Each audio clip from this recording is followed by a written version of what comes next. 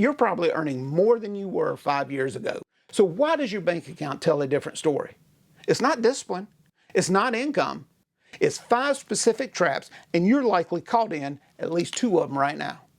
The biggest danger is you start believing it's your fault, that you're just not a money person. That belief is more destructive than any amount of debt. It stops you from trying. It makes you feel powerless. Your situation isn't a reflection of your character, it's the result of a broken system. Most people don't fail financially for a lack of trying. They fail for a lack of a proper system. But today, we build that system. The first trap is setting goals that are really just vague wishes.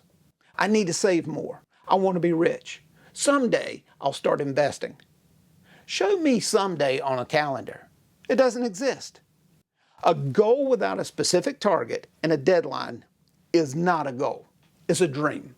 And I've never had any dreams pay any of my bills. This is procrastination disguised as progress.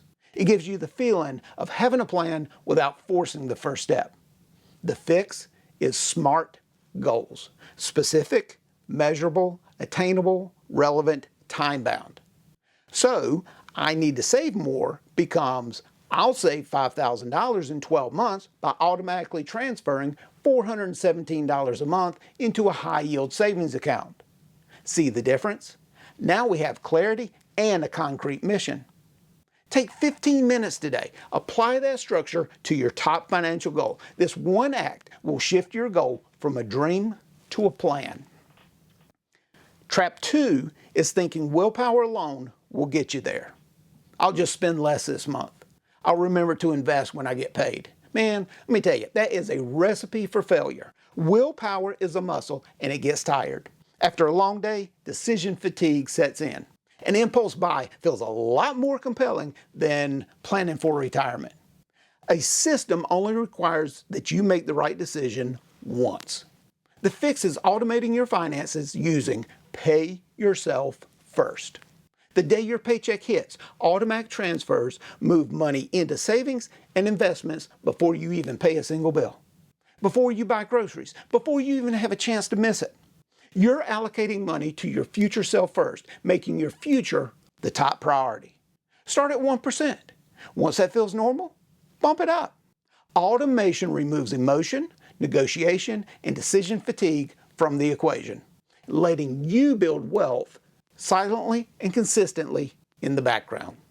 The third trap is committing to a big goal without truly acknowledging the trade-offs.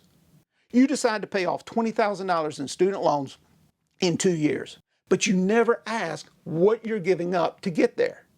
Every financial goal has a price paid not just in dollars, but in sacrifice.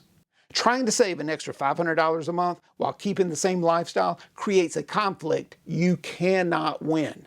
New priority, same spending, something has to give. Without acknowledging that, you either miss the goal and feel guilty, or stretch yourself so thin, you quit entirely. The fix is a conscious trade-off budget. Write down your goal and its monthly cost. Look at your spending. Ask one question. What am I willing to cut to fund this? That's not restriction.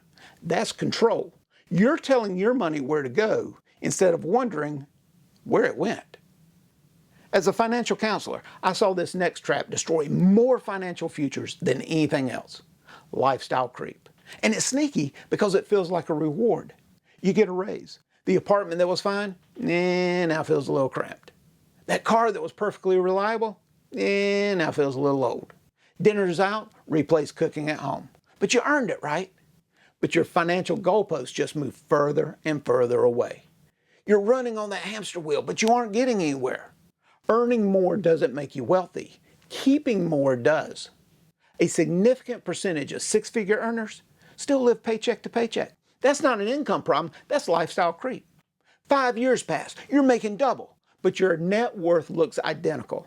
That's the 5-year trap in its purest form. But the fix is simple. Split your raise. Before that bigger paycheck hits, give it a job. Commit to automatically saving and investing at least 50% of every raise going forward. Extra $500 a month, $250 goes to savings and investments. $250 is yours to enjoy guilt-free. Future you and present you both win.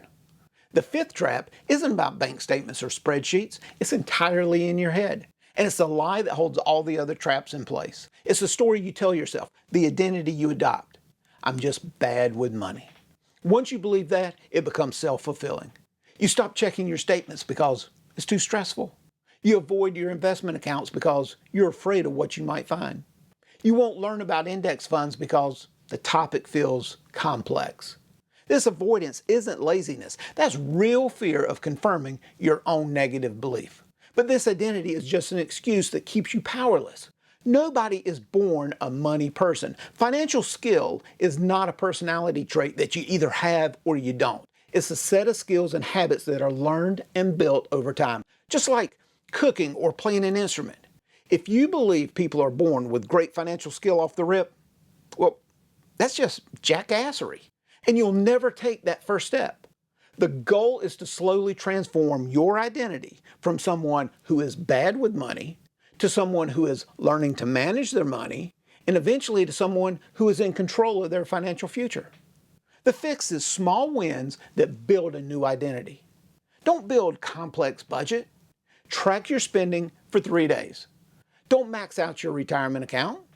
Automate a single $20 transfer. Don't learn the entire market.